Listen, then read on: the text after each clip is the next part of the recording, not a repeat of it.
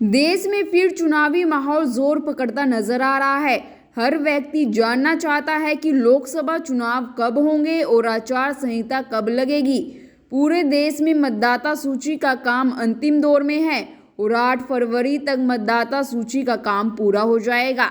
इसके बाद कभी भी आचार संहिता लग जाएगी, यानी चुनाव की तारीखों की घोषणा हो जाएगी। संभावनाएं जताई जा रही है कि चुनाव अप्रैल में हो सकते हैं। दावा किया जाने लगा है कि फरवरी में ही आचार संहिता लागू हो जाएगी।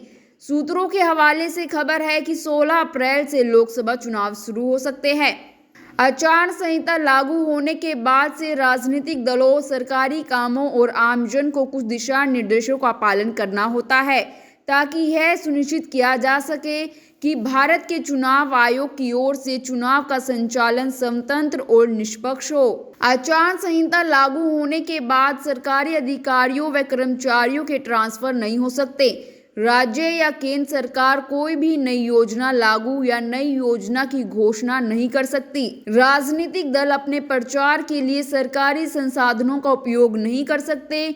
नियमों का उल्लंघन करने पर प्रत्याशी का नामांकन कैंसिल भी हो सकता है।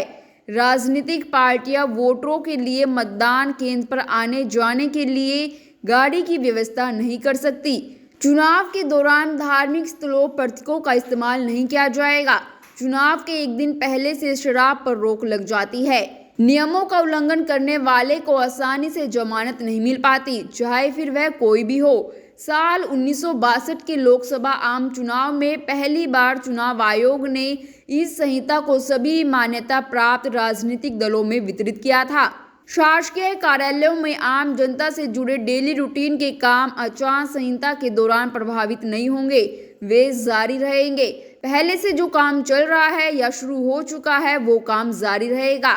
दोस्तों, पिछले चुनावों की तारीखों को देखा जाए तो 2014 और 2019 में आम चुनाव अप्रैल से लेकर मई तक विभिन्न चरणों में हुए थे और मई अंत में केंद्र की सरकार बन गई थी। चुनाव आयोग स्कूली बच्चों और कॉलेज के विद्यार्थियों की परीक्षा का भी अवलोकन कर रहा है। चुनाव आयोग ने शिक्षा विभाग से परीक्षाओं की डिटेल्स भी मांगी है, जिससे परीक्षाओं पर चुनाव का असर ना पड़े। सूत्रों के मुताबिक फरवरी के लास्ट तक चुनाव की घोषणा हो सकती है, क्योंकि 2019 में चुनाव की घोषणा 10 मार्च को हुई थी। तब देश भर में 11 अप्रैल से 19 मई के बीच 7 चरणों में चुनाव हुए थे। माना जा रहा है कि इस बार जल्दी घोषणा हो सकती है। इस बार होली 25 मार्च को है। ऐसे में त्योहार, स्कूल कॉलेज के बच्चों की परीक्षाएं, किसानों की स्थिति, अफसरों के तबादले, सरकारी अवकाश को देखते हुए चुनाव का ऐलान संभव है।